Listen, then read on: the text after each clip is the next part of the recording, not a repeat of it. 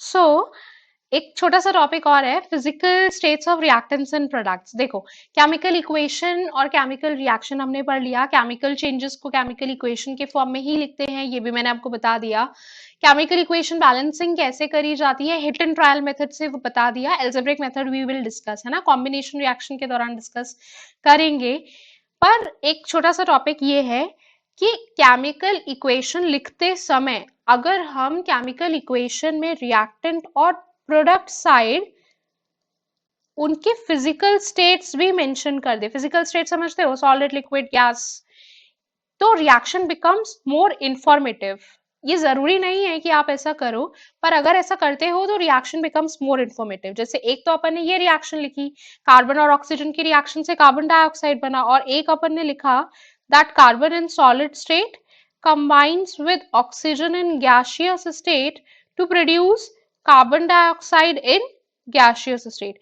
तो इन दोनों रिएक्शंस में से ये वाली reaction it is said to be more informative, क्योंकि आपको रिएक्टेंट्स और प्रोडक्ट्स की स्टेट भी पता चल रही है, क्योंकि कुछ एलिमेंट्स सॉलिड स्टेट में और गैसियस स्टेट में या मोल्टन स्टेट में रिएक्टिविटी अलग अलग थोड़ी सी अंतर पे भी शो करते हैं, तो it is more informative, right. तो जरूरी नहीं है, एक तो कभी भी एग्जाम में रिएक्शन लिखते समय गलत फिजिकल स्टेट्स नहीं लिखना। There is no compulsion to write the physical state. तो अगर आपको याद है तो आप लिखो, नहीं याद है तो nobody is going to deduct your marks, पर गलत फिजिकल स्टेट कभी नहीं लिखना। कुछ केमिकल रिएक्शंस अपन पढ़ेंगे लाइक प्रेसिपिटेशन रिएक्शन, उसमें आपको फिजिकल स्टेट्स पूछी जाएंगी, तब तो फिर आपको बताना ही है, नहीं पूछा तो बताना नहीं है, ठीक। कौन कौन सी फिजिकल स्टेट्स हो सकती हैं, तो फिजिकल स्टेट्स तो you all know, solid state रहेगी, उसको हम स्मॉल एस से रिप्रेजेंट करेंगे। लिक्विड स्टेट रहेगी, that would be represented by small L. Gaseous state रहेगी, that would be represented by small G. और एक स्टेट और रहेगी सॉलिड, लिक्विड, गैस के बारे में तो आपको पता ही है, that is what, aqueous state, right. उसके लिए अपन ए क्यू लिखते हैं। लिखेंगे कहाँ फिजिकल स्टेट्स, जैसे अपन ने ये एलिमेंट लिखा कार्बन, तो इसके सबस्क्रिप्ट में लिखना है, मतलब नीचे लिखना है, you can write on the right hand side, ठीक है। अच्छा, एक्वस का मतलब क्या है, एक्वस और लिक्विड एक बात नहीं है, दोनों में अंतर है। एक्वस स्टेट हम कब बोलते हैं, तब बोलेंगे when the solvent is water.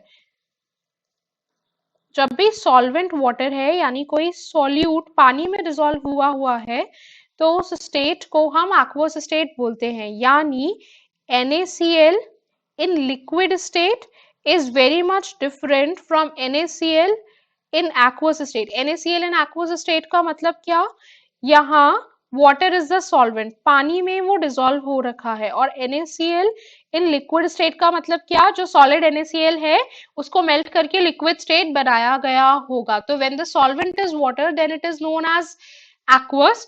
और अगर सॉल्वेंट पानी के अलावा कुछ भी है, when a solvent other than water is present, then the solution is said to be what, non-aqueous।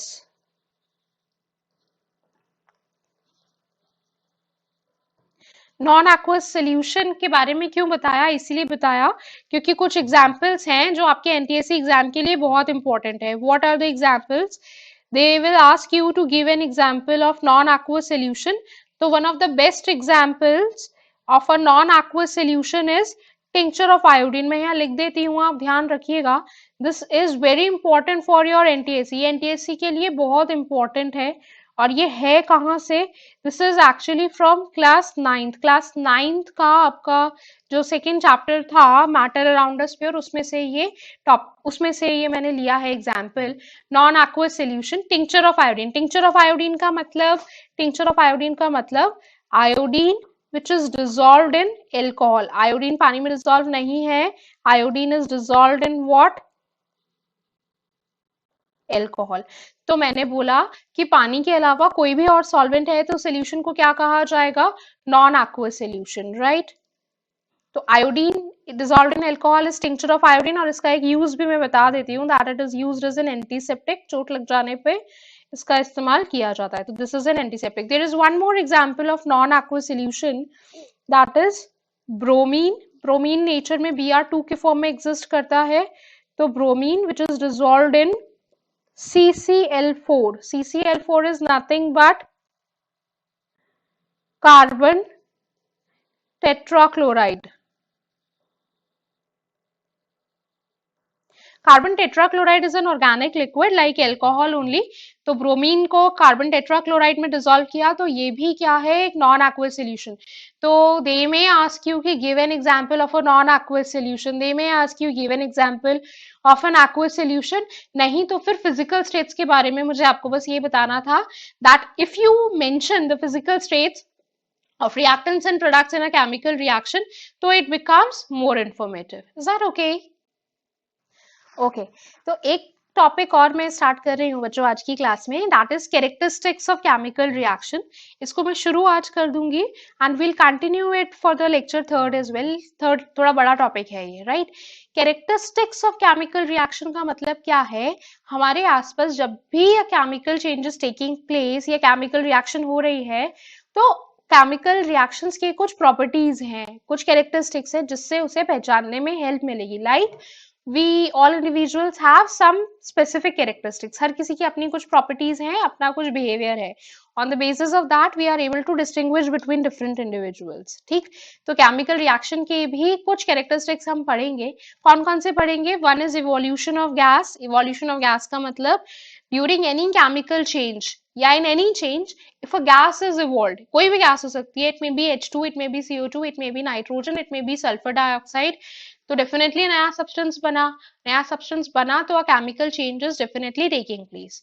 दूसरा पढ़ेंगे फॉर्मेशन ऑफ अ प्रेसिपिटेट, तीसरा पढ़ेंगे चेंज इन कलर, और चौथा पढ़ेंगे एनर्जी चेंजेस, राइट। तो ये 4-5 कैरेक्टरिस्टिक्स केमिकल रिएक्शन के अपन डिस्कस करेंगे, right. So the first that we are going to discuss is evolution of gas।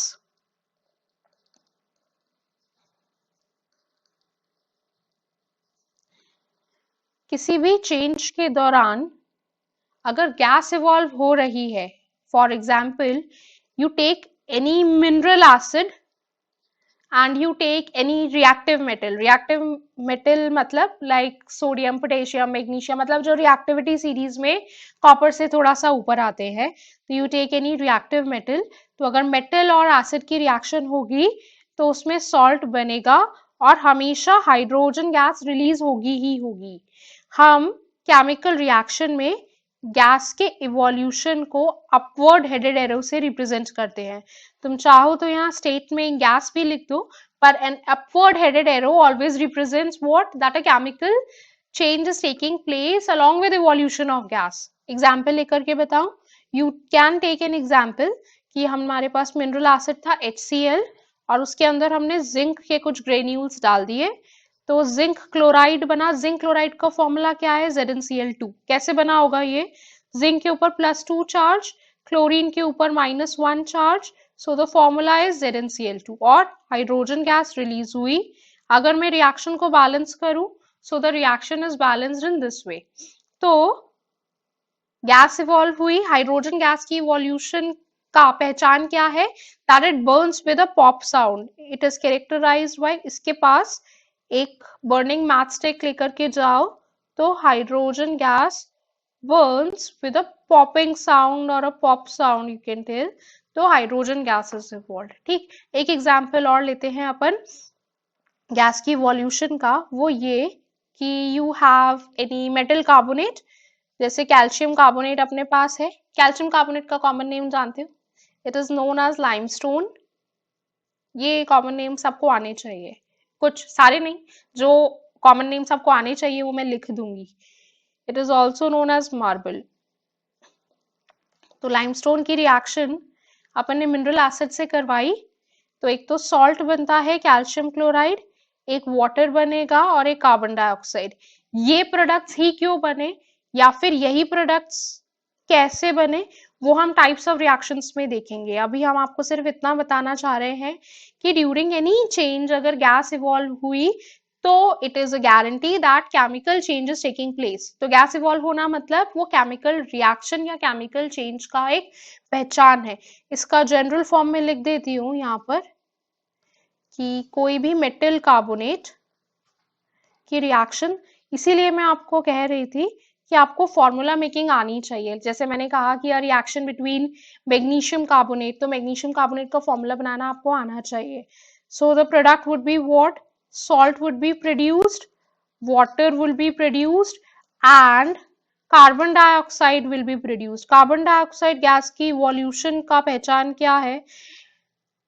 A fizzing sound or a hissing sound, like when you open the soft drink bottle or you open the soda water bottle, तो a hissing sound is produced, right? A brisk effervescence. So carbon dioxide evolve होती है, तो we characterize, क्योंकि वो colorless gas है, hydrogen भी colorless है, तो we say that a brisk effervescence is produced. So evolution of gas is a first characteristic of the chemical equation. Now we are moving to the second characteristic of the chemical reaction. तो second characteristic है मेरे पास में change of color. देखो change of color थोड़ा सा contradicting point है, क्योंकि color can change during a physical change as well as a chemical change. पर अगर नया सब्सटेंस बन रहा है तो वो केमिकल चेंज है, तो चेंज ऑफ कलर के साथ आपको ये भी देखना पड़ेगा कि नया सब्सटेंस बना है या नहीं। क्यों ऐसा कह रही हूँ? क्योंकि देखो you have a glass of water and उसमें आपने पोटेशियम परमैंगनेट का एक क्रिस्टल डाल दिया, तो पूरा सोल्यूशन कैसे कलर का हो जाएगा? पर्पल कलर का हो जाएगा। ध्यान है ये activity, first activity of 9th class. पर ये तो फिजिकल चेंज है, कोई नया सब्सटेंस तो नहीं बना, राइट? तो it was a physical change जिसमें कलर चेंज हो गया, लेकिन केमिकल चेंजेस में भी कलर चेंज होते हैं। इनफैक्ट केमिकल चेंजेस में ज्यादातर समय कलर में चेंज आएगा ही आएगा। I am giving you an example. This example is also important for NTSC. This is lead oxide Pb3O4। आपने इसे हीट किया, हीट करने के लिए I am using this pyramid. This is a symbolic representation. तो इसमें से ऑक्सीजन एक्स्ट्रा जो थी वो रिलीज हो गई and lead oxide is there. Now ये जो Pb3O4 है, this is red in colour, it is a mixed lead oxide, this is red lead oxide. और इसको हीट करने के बाद ऑक्सीजन तो रिलीज हो गई, जो लेड ऑक्साइड बना that is yellow in colour. I am not balancing the reaction, आप लोग खुद से इसे बैलेंस कर लीजिएगा। But then this reaction is important for NTSC. कैसे पूछते हैं ये एनटीएससी में रिएक्शन? They'll give you, इस तरह से दे देंगे, complete the following reaction, Pb3O4 is heated, तो बताओ क्या प्रोडक्ट बनेगा? या तो इस तरह से दे देंगे, नहीं तो they can also ask you कि a red colored lead oxide when heated produces lead oxide X along with evolution of a gas which is a supporter of combustion. Identify the products. तो supporter of combustion मतलब क्या release हो रहा है? Oxygen. तो आपको पता होना चाहिए कि येलो कलर का लेड ऑक्साइड बनता है। तो केमिस्ट्री में बहुत सारे कंपाउंड्स हैं जिनके कलर्स हैं, सब कुछ याद करने की जरूरत नहीं है, लेकिन जो हम पढ़ रहे हैं या जो मैं आपको बता रही हूँ उतने कलर्स तो आपको आने ही चाहिए। That you must know, that you must learn, right? तो बहुत ध्यान से सुनो, जो इंपॉर्टेंट लग रहा है उसे देख भी लो, दोबारा उसे लिख भी लो, आपके मॉड्यूल में भी है, आपको क्वेश्चंस में भी मिलेगा। तो this is a mixed lead oxide which is red in colour. तो this is one example of change in colour. तो कलर में चेंज होगा तो फिजिकल चेंज भी हो सकता है, पर नया सब्सटेंस बना तो केमिकल चेंज तो है ही, right? We are moving to the third characteristic of chemical changes, that is a very good characteristic, बहुत अच्छा कैरेक्टरिस्टिक है ये, and it is known as what? Formation of precipitate. तो पहले प्रेसिपिटेट का मतलब समझ लो। दो वाटर सॉल्यूबल या दो एक्वस सॉल्यूशंस के बीच में रिएक्शन हुई। कैसे? You had two test tubes या टू बॉइलिंग ट्यूब्स आपके पास में थी। एक में तो अपने पास this was suppose A and this was suppose B. एक में तो अपने पास में था सिल्वर क्लोराइड और एक में अपने पास या suppose in one you had